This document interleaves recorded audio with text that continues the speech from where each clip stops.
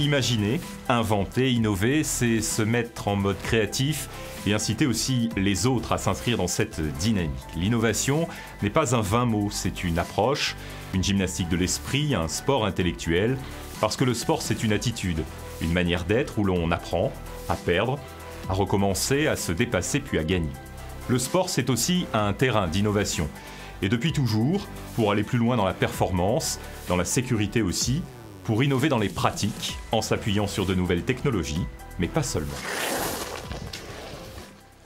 Tous les sports qui utilisent intensément les équipements sportifs sont des sports qui ont évolué en grande partie par les changements technologiques. À l'époque où j'étais en équipe de France, nous nous jetions sur les innovations.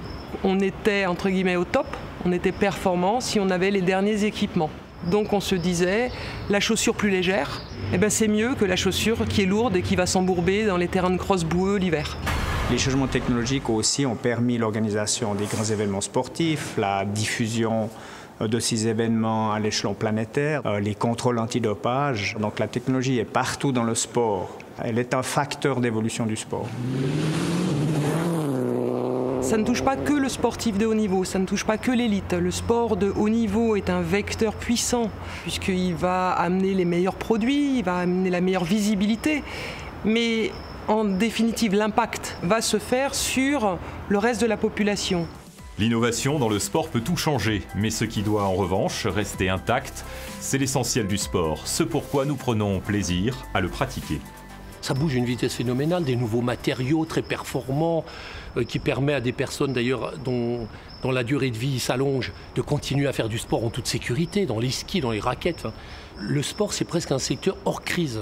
Il continue à se développer malgré la crise dans le monde entier, avec un glissement vers des activités sportives plus complexes, plus différentes, liées à la forme. Un des grands phénomènes qui marque la société mondiale, c'est l'urbanisation. Et donc on doit faire rentrer le sport dans la ville. On va arriver des sports de ville. On fait du golf dans la ville, on va faire du foot dans la ville, on fait du basket dans la ville, on fait des choses dans la ville. Je pense que le sport de demain sera probablement beaucoup plus qu'aujourd'hui une activité intégrée à la vie quotidienne. Je pense que cette segmentation du temps va complètement changer et on va prendre son vélo, même si c'est un vélo électrique parce qu'on habite un peu loin ou qu'il y a des côtes, on va faire du vélo pour aller au travail, donc là on va avoir une activité sportive, les villes vont se transformer et je pense que l'activité sportive, au lieu d'être cloisonnée, bien délimitée dans le temps et dans l'espace, les activités sportives vont s'interpénétrer avec les autres activités.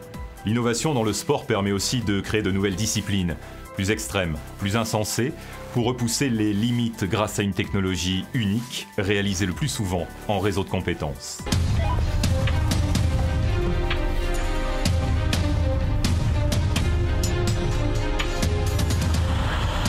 Départ éminent.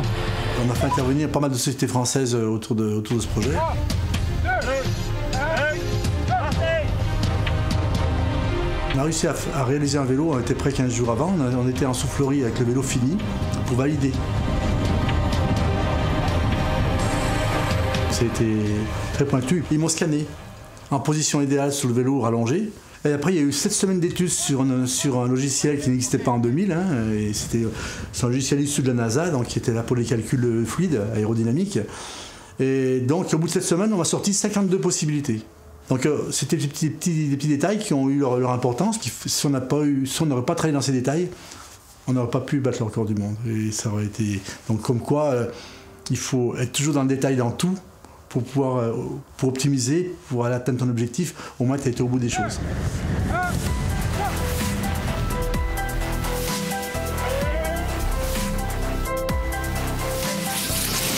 L'innovation dans le sport, c'est aussi le suivi des performances.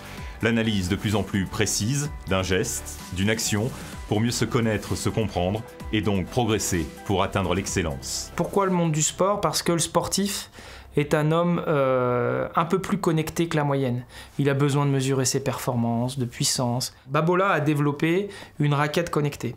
Ça, c'est donc le sac à dos qui a été présenté à Roland-Garros. Vous mettez la raquette et vous pouvez connecter la raquette pour pouvoir toujours utiliser vos données de joueurs de tennis, vos coups droits, vos revers, et ainsi de suite. Ces objets connectés ont quand même un besoin d'énergie. Et c'est là où notre solution et notre concept de mobilité énergétique prend toute sa dimension. On est en capacité d'amener des petites puissances qui permettent soit de recharger, soit d'augmenter la durée d'utilisation de votre objet connecté.